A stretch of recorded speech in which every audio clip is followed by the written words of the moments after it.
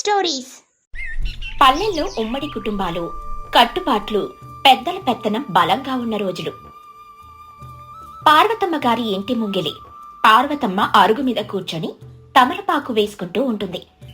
ఏమే గౌరీ, తూర్పున తెల్లవారుజాము కావస్తోంది. ఇంకా వంటింట్లోనే ఏం చేస్తున్నావే? కోళ్లు కోసి ఎప్పుడో అయింది. పశువుల పాకలో లక్ష్మి అరుస్తోంది చూడు, దానికి కుడితి పెట్టావా లేదా? పాలు పొయ్యి మీద పెట్టాను, పొంగిపోతాయేమోనని చూస్తున్నాను. లక్ష్మికి కుడితి అప్పుడే పెట్టేశానండి. పార్వతమ్మ యగాతిగా చూస్తూ, పాలు పొంగితే శోభమే కాని పనుల ఆలస్యమైతే కాదే. ఆ రామయ్య పొలం వెళ్లే వేళయింది. సద్దన్నం సిద్ధం చేశావా లేదా? నిన్నట్లా గంజి చల్లగా పోయిందని వాడు విసుక్కోకూడదు సుమా. అంతా సిద్ధమత్తయ్య. అన్నం వండాను, గోంగూర పచ్చడి కూడా రోట్లో నూరి పెట్టాను. ఆయన లేవగానే వడ్డించడమే. పార్వతమ్మ నిట్టూరుస్తూ, మాటలు బాగానే చెబుతావులే. వచ్చిన 6 నెలల్లో పని బాగానే నేర్చుకున్నావు. వంట రుచిగానే ఉంటుంది, ఇల్లు శుభ్రంగానే ఉంటుంది. కానీ ఈ ఇంటి పత్తనం చెయ్యాలంటే కేవలం వంట పని చేస్తే సరిపోదు. గౌరీ వినయంగా తల వంచుకొని, ఏదైనా లోపం ఉంటే చెప్పండి అత్తయ్య, సరిదిద్దుకుంటాను. లోపం నీ చేతి పనిలో లేదే గౌరీ, నీ మనసులో ఉందేమోనని నా అనుమానం. ఈ ఇంటికి యజమానురాలిని కావాలంటే ఓర్పు ఉండాలి, కొండంత ఓర్పు ఉండాలి. కష్టాలొచ్చినా నష్టాలొచ్చినా తట్టుకుని నిలబడే నేర్పు ఉండాలి. అవి నీలో ఉన్నాయో లేదో నాకు తెలియాలి. మీరలా సెలవిస్తారేంటత్తయ్యా? మీ అడుగుజాడల్లో నడవడమే కదా నా పని. మీరేం చెప్పినా చేస్తాను. పార్వతమ్మ నవ్వుతూ, అడుగుజాడలు సరేలే, అసలు విషయం ఇప్పుడు తెలుస్తుంది. పెరటి వైపు చెయ్యి చూపిస్తూ, అదిగో అక్కడ పాత సామాన్ల కుప్పలో ఒక ఎండిన పుల్ల పడి ఉంది చూడు, వెళ్ళి అది తీసుకొండ్రా. ఎండిన పుల్ల అత్తయ్య? పొయ్యిలోకి కావాలా? కట్టెల మూపు నిన్ననే తెప్పించాం కదా.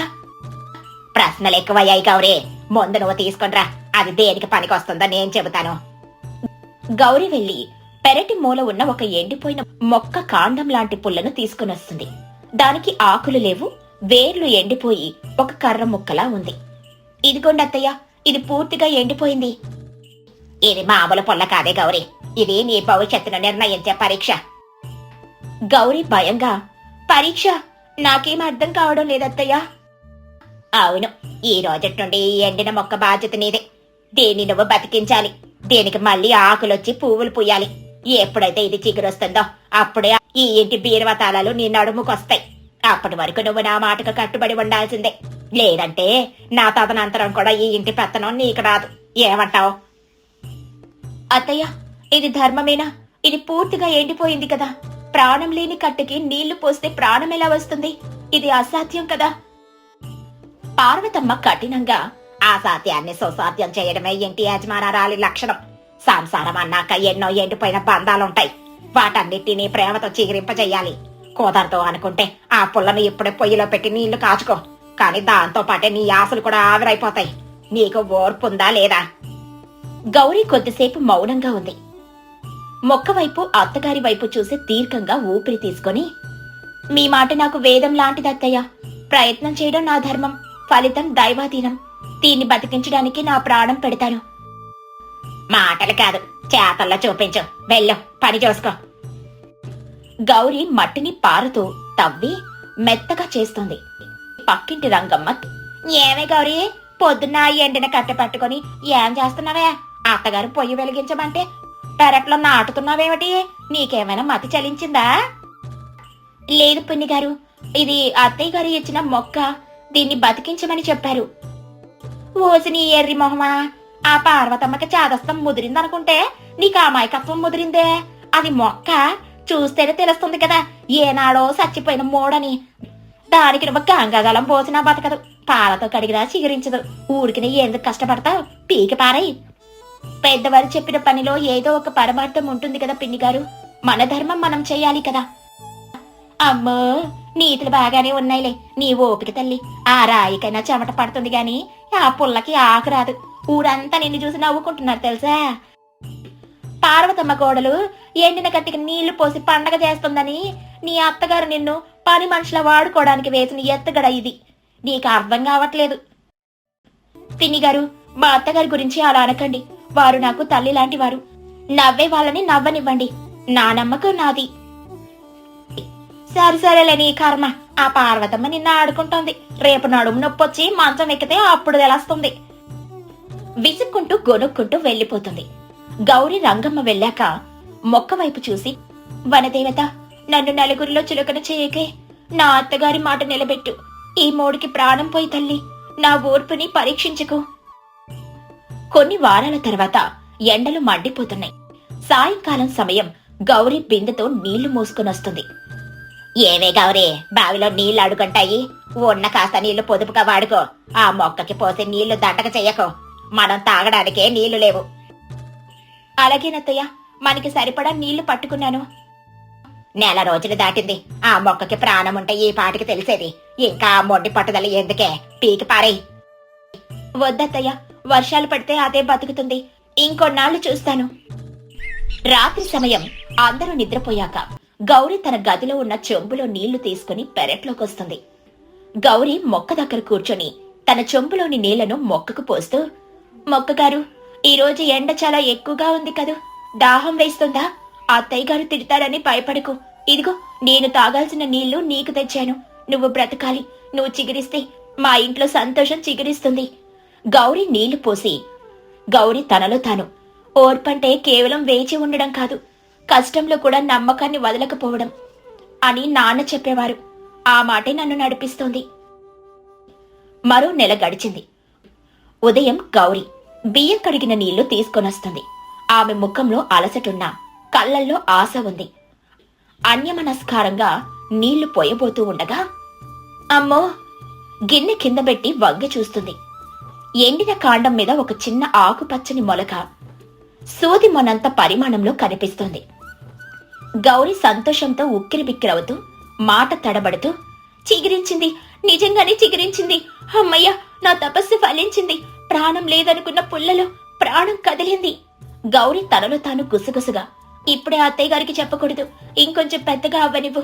మళ్ళీ ఏ చీడ పురుగు తింటుందో, ఏ రంగమ్మ పిన్ని కన్ను పడుతుందో, దీన్ని కంటికి రెప్పలా కాపాడుకోవాలి.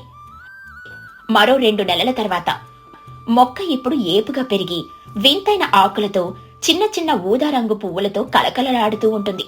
పార్వతమ్మ వరండాలో కూర్చొని ఉండగా గౌరీ పరుగున వస్తుంది. అత్తయ్య, అత్తయ్య, ఒకసారి ఇలా పెరట్లోకి వస్తారా? ఇప్పుడు మళ్ళీ ఏమైందే? పిల్లి పాలగిన్ని ఎగదోసిందా? కాదత్తయ్య, ఒక్కసారి రండి, మీకే తెలుస్తుంది. ఇద్దరూ పెరట్లోకి వెళ్లారు. గౌరీ ఆ మొక్కని చూపిస్తుంది. గాలికి ఆకులు కదులుతూ కమ్మని వాసనొస్తుంది. ఇదేంటి? ఇది ఆనాడు నేనిచ్చిన ఎండిన పుల్లేనా? నేను కలలో ఉన్నానా? కల కాదత్తయ్య, నిజం. మీ కోడలి ఓర్పు ఫలించింది.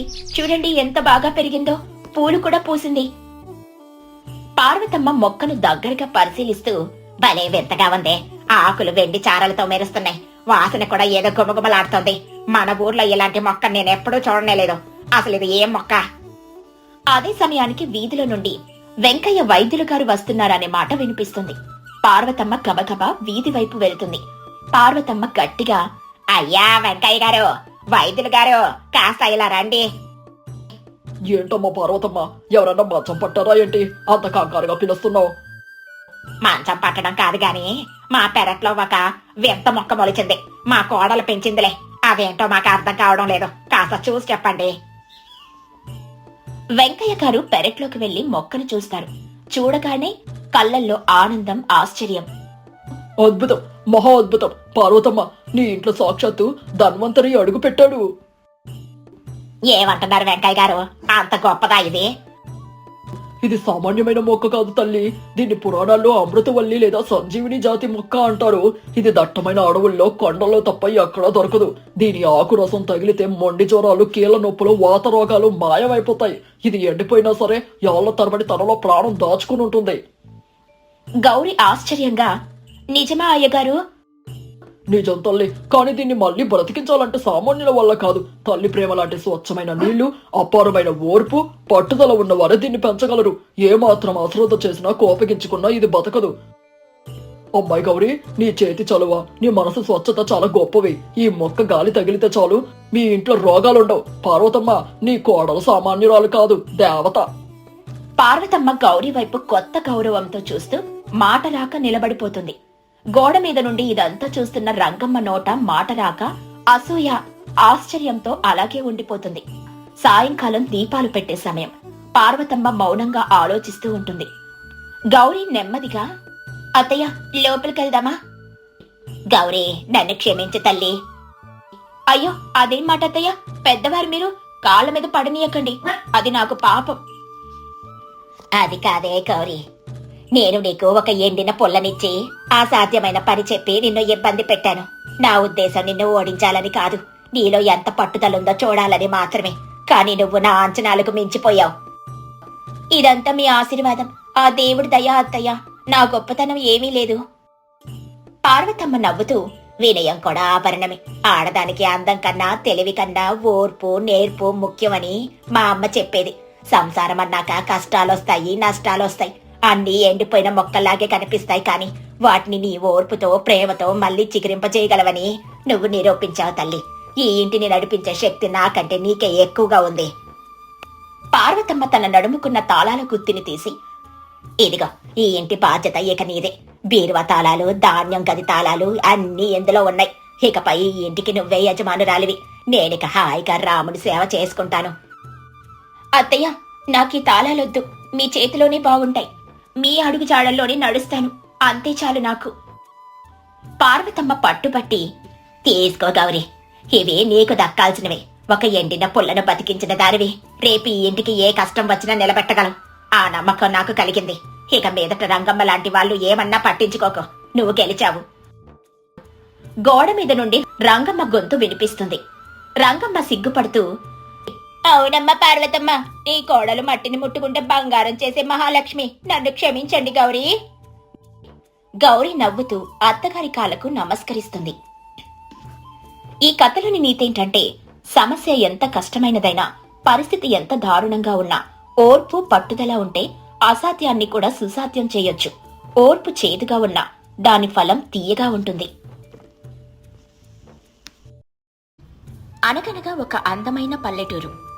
ఆ ఊరి పేరు రత్నగిరి. ఆ ఊరిలో కనకమ్మ అనే ఒక ఇల్లాలుండేది. కనకమ్మ అంటే ఆ ఊర్లో తెలియని వారు ఉండరు. ఆమె దగ్గర బోలెడంత ఆస్తిపాస్తులు, పాడి ఆవులు, పంట పొలాలు ఉన్నాయి. కాని ఆమెకున్న ఒకే ఒక పెద్ద జబ్బు లోభగుణం. అంటే విపరీతమైన పిసినారితనం. పైసా ఖర్చు పెట్టాలంటే ప్రాణం పోయినట్లు బాధపడేది. తన ఇంట్లో ఉన్న వస్తువులను ఎవరికీ ఇచ్చేదే కాదు. కనకమ్మకు ఒక కొడుకున్నాడు. అతని పేరు శివ. శివ చాలా మంచివాడు.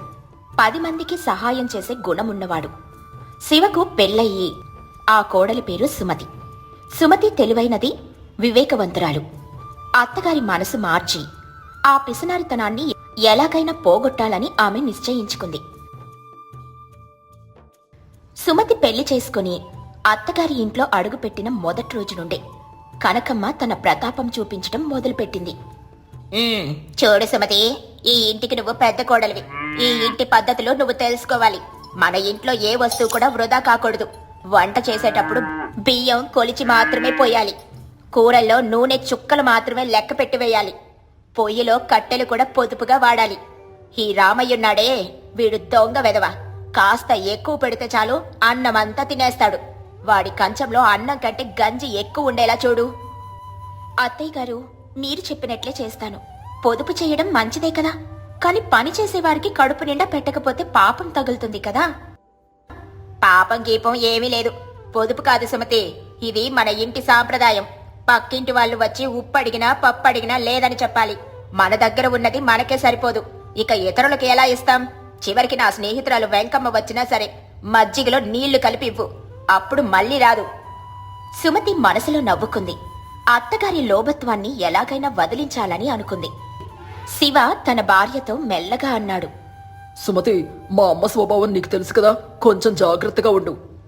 రామయ్యను తిట్టకు, పాపం వాడు మన కోసమే పని చేస్తున్నాడు. అలా రోజులు గడుస్తున్నాయి. కనకమ్మ ప్రతిరోజు వంటింట్లోకొచ్చి డబ్బాలన్నీ తనిఖీ చేసేది. ఒకరోజు సుమతి పాయసం వండుతుంటే కనకమ్మ పరుగున వచ్చింది. సుమతి, ఆ పాయసంలో అన్ని జీడిపప్పులు వేస్తున్నావేంటి? 1, 2 వేస్తే సరిపోదా? రుచి ముఖ్యం కాదు, ఖర్చు ముఖ్యం. పంచదార కూడా చాలా తక్కువ వేయి. బెల్లం ముక్కతో పని కానివ్వు. అత్తయ్య గారు, ఇంటికి చుట్టాలొస్తున్నారు కదా, కొంచెం బాగుండాలని వేస్తున్నాను. పైగా వెంకమ్మ గారు కూడా వస్తానని పంపారు. చుట్టాలా? వెంకమ్మ వస్తుందా? వాళ్ళ కోసం మన సంపదంతా తగలేస్తామా? వాళ్ళకి నీళ్లు కలిపిన మజ్జిగిస్తే సరిపోతుంది. పాయసం ఎందుకంట? పాయసం వాసన వస్తే పక్క వీధిలో వాళ్ళు కూడా గిన్నెలు పట్టుకొని వస్తారు. తలుపులు గట్టిగా వేయి. సుమతి ఆ రోజు అత్తయ్య మాట విన్నట్లు నటించి చుట్టాలకు మరియు రామయ్యకు మాత్రం రహస్యంగా మంచి భోజనం పెట్టింది. కాని కనకమ్మకు తెలియకుండా ఉండడం సాధ్యం కాదు. ఆమె చుట్టాలు వెళ్ళగానే సుమతిపై విరుచుకుపడింది. అత్తగారికి ఒక పెద్ద గుణపాఠం చెప్పాలని సుమతి ఒక ఉపాయం ఆలోచించింది. ఒకరోజు కనకమ్మ పొరుగు ఊరికి ప్రయాణమైంది. సుమతి అదే సమయమని ఊర్లో ఉన్న పేదవాళ్లందర్నీ పిలిపించింది. రామయ్య సహాయంతో ఇంటి దొడ్లో ఉన్న కూరగాయలు, కోడెదూడల పాలు, పాత బట్టలు అన్నీ పంచిపెట్టింది. సాయంత్రం కనకమ్మ తిరిగొచ్చింది. ఊరి మధ్యలో ఆమెకు ఒక పేదరాలు కనిపించింది. కనకమ్మ గారు, మీ కోడలు ఎంత గొప్పదోనమ్మా. ఈ రోజు మా కడుపు నింపింది. మీరు కూడా ఇంతే దానుగుణం కలవారని మాకు తెలియదు. మీ ఇల్లు అక్షయ పాత్రలా మారింది. కనకమ్మకు గుండె ఆగినంత పనైంది. ఏమిటి దానవా? సుమతి నా ఆస్తిని పంచిపెడుతోందా? రామయ్య కూడా దీనికి సహకరించాడా అని కోపంతో ఊగిపోతూ ఇంటికి చేరింది. సుమతి, ఏంటమ్మా ఇదంతా? నేను లేని సమయం చూసి ఇంటిని కొల్లగొడతావా? నా కష్టార్జితాన్ని ఇలా పంచిపెడతావా? రామయ్య, నిన్ను ఇంటి నుండి గెంటేస్తాను. నా ఉప్పు తిని నాకే ద్రోహం చేస్తావా? అమ్మా, నేను ద్రోహం చేయలేదు. ఈ ముసలి వయసులో పుణ్యం చేసుకోమన్నది చిన్నమ్మగారు. అత్తయ్య గారు, కోపం తెచ్చుకోకండి. నేను మీకోసమే ఇదంతా చేశాను. వెంకమ్మ గారు కూడా వచ్చి మీ గురించి చాలా గొప్పగా చెప్పారు. నా కోసమా? నా ఆస్తి 10 మందికి పంచడం నా కోసమా? ఆ వెంకమ్మ పొగట్టలు నాకొద్దు. అవునత్తయ్య, మీకు పుణ్యం రావాలని చేశాను. మనం పోయేటప్పుడు ఈ బంగారాన్ని, డబ్బుని వెంట తీసుకెళ్లలేం కదా, కానీ ఈ పుణ్యాన్ని మాత్రం తీసుకెళ్లొచ్చు. మీరు లేనప్పుడు దొంగలొస్తే ఈ ఊరి వాళ్లే కదా మనల్ని కాపాడాలి. వద్దు, నాకేం పుణ్యం వద్దు. నా డబ్బు నాకే కావాలి. రేపటి నుండి నువ్వు వంటింట్లోకి వెళ్ళడానికి వీల్లేదు. రామయ్య, ఇక నుండి నీకు ఒక్క పూట మాత్రమే అన్నం. కనకమ్మ తన దగ్గరున్న వెండి నాణేలను, నగలను ఒక ఇనుప పెట్టెలో పెట్టి తన మంచం కింద దాచుకుంది. ఎవరిని నమ్మడం మానేసింది. ఒక అమావాస్య రాత్రి సుమతికి ఏదో అలికిడి వినిపించింది. కిటికీలో నుండి చూస్తే దొంగలు గోడ దూకి లోపలికొస్తున్నారు. మెల్లగా అత్తగారి గదిలోకి వెళ్ళింది. సుమతి అత్తగారిని నిద్రలేపి, అత్తయ్య, దొంగలొచ్చారు, మనం వెంటనే బయటికి వెళ్ళాలి అని చెప్పింది. కాని ఆమె ప్రాణం తన ఆస్తి పెట్టి మీదే ఉంది. నేను రాను, ఈ పెట్టిని వదిలి నేను రాను అని పట్టుబట్టింది. దొంగలు తలుపులు బద్దలు కొట్టుకుని లోపలికొచ్చారు. ముసల్దారా, ఆ పెట్టిటివో, లేకపోతే నీ గొంతు కోస్తాం. కనకమ్మ ప్రాణం పోయినా పెట్టివనని కూర్చుంది. అప్పుడు సుమతి ఒక ఉపాయం ఆలోచించి వంటింట్లో ఉన్న మిరప్పొడి డబ్బా తీసుకునొచ్చి దొంగల కళ్ళల్లో చల్లింది. జనం వచ్చి దొంగలను పట్టుకుని కట్టేశారు. వెంకమ్మ భర్త ఊరి పంచాయతీ పెద్ద కావడంతో వెంటనే వచ్చి పోలీసులను పిలిపించాడు. దొంగలు వెళ్లిపోయిన తర్వాత సుమతి ఇలా అన్నది. అత్తయ్య గారు, చూసారా, ఈ రోజు ఆ పెట్టె మిమ్మల్ని కాపాడలేదు. మీరు ప్రాణంగా చూసుకుని ఆ బంగారం మిమ్మల్ని రక్షించలేదు.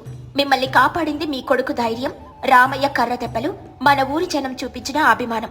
ఒకవేళ నేనింతకు ముందు ఆ జనులకు సహాయం చేయకపోయినుంటే ఈ రోజు వాళ్ళు మన కోసం ప్రాణాలను తెగించి వచ్చేవారా? ఆ వెంకమ్మ గారి భర్త ఇంత త్వరగా వచ్చేవారా? కనకమ్మ మౌనంగా ఉండిపోయింది. ఆమె మనసులో ఆలోచనలు మొదలయ్యాయి. అత్తయ్య, సంపద అనేది అవసరానికి వాడుకోవడానికి ఉండాలే కాని దానికి మనం బానిసలు కాకూడదు. మీరు పిసినారితనంతో ఎవరిని దగ్గరికి రానివ్వలేదు. కాని ఈ రోజు మీ ప్రాణం పోయే స్థితిలో ఉన్నప్పుడు ఏ రూపాయి వచ్చి మిమ్మల్ని ఆదుకుంది? మనుషులే కదా కాపాడారు. కనకమ్మ కళ్ళల్లో నీళ్లు తిరిగాయి. తన తప్పు ఆమెకు అర్థమైంది. సుమతి, నన్ను క్షమించమ్మా. నేను ధనమే సర్వస్వం అనుకున్నాను. మమకారాన్ని, మానవత్వాన్ని మర్చిపోయాను. ఈ ఆస్తి ఎంతున్నా అనుభవించే మనసే లేకపోతే అది మట్టితో సమానమని ఈ రోజు తెలిసింది. రామయ్య, నన్ను క్షమించిన ఆయన, ఇన్నాళ్ళు నిన్ను పస్తులు పెట్టాను. ఇక మరుసటి రోజు ఉదయాన్నే కనకమ్మ నిద్రలేచి వంటింట్లోకెళ్లి సుమతిని పిలిచింది. సుమతి, ఈ రోజు పండుగ వంటలు చెయ్యి. ఊర్లో ఉన్న పేదవాళ్ళందరికీ ఈ రోజు భోజనం పెడదాం. శివ, నువ్వెళ్ళి కొత్త బట్టలు తీసుకురా. సుబ్బయ్య, పొలం అప్పు పత్రాలు తీసుకొట్రా, వాటిని చించేద్దాం. వాడు పంట నష్టపోయి బాధపడుతున్నాడు. రామయ్యకు ఒక కొత్త గొడుగు దోతి కొనివ్వు. ఇంతలో వెంకమ్మ ఇంటికొచ్చి, కనకమ్మ, ఎంత పని చేశావే అని ఆశ్చర్యపోయింది. వెంకమ్మ, ఇన్నాళ్ళు లోభంతో కళ్ళు మూసుకుపోయానే, ఇకపై మనం రోజు కలుద్దాం అని చెప్పింది. శివ, సుమతి ఒకరి ముఖాలొకరు చూసుకొని సంతోషపడ్డారు. ఊరంతా కనకమ్మలో వచ్చిన మార్పు చూసి ఆశ్చర్యపోయింది. కనకమ్మ తన పిసినారితనాన్ని వదిలి దాతృత్వం అనే కొత్త మార్గంలో అడుగులు వేసింది. కనకమ్మకు ఇప్పుడు ఆస్తి పెరగడం లేదు కాని ఆత్మీయులు పెరుగుతున్నారు. ఆమె ఇంట్లో నవ్వులు పూస్తున్నాయి. పిసినారి అత్త కాస్త ప్రేమగల అమ్మగా మారింది. మనుషులు తాము సంపాదించిన దానిలో కొంత భాగాన్ని ఇతరులకు పంచినప్పుడే ఆ సంపదకు సార్థకత లభిస్తుంది. ధనం దాచుకుంటే అది దొంగల పాలవుతుంది, లేదా మట్టిలో కలిసిపోతుంది. కాని చేసిన సహాయం మాత్రం ఎప్పటికీ నిలిచే ఉంటుంది. ఈ కథలోని నీతేంటంటే, లోపత్వం మనిషిని ఏకాకిని చేస్తుంది, దానగుణం మనిషిని మహోన్నతుణ్ణి చేస్తుంది. సంపద కన్నా మానవత్వం మిన్న.